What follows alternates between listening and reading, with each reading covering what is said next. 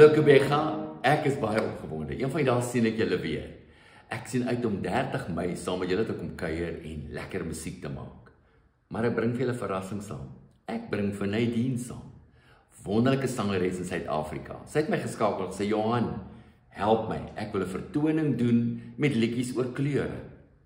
Ek gaan in my kas gaan rondkrap om te hoor wat se liede daar is en sy het ook haar lysie gebring. En saam met ons kere gaan kyk, maar wat is die liede wat ons graag wil gebruik in hierdie vertoning? En toe het ons elke lied gevat en is spesifiek vir haar stem verwerk.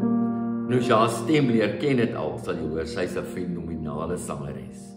Maar kom luister gerus wat maak sy met liede wat jy 10 gaan herken, maar wat totaal nuut en vars verwerk is vir jou. Maak jou reg vir 'n aand van lekker saam sing. Jy gaan opgewonde raak. Jy gaan met jou hartseer raak. Ja, jy mag dalk 'n traan of twee pik. Jy gaan 'n klomp emosies ervaar. Dis 'n aand van nostalgie. Liede wat ons mee groot geword het en nuwe liede wat tans vrygestel word. Dis 'n aand wat kleurvol en musikaal gaan wees. 30 Mei, ek sien uit om julle daar te sien.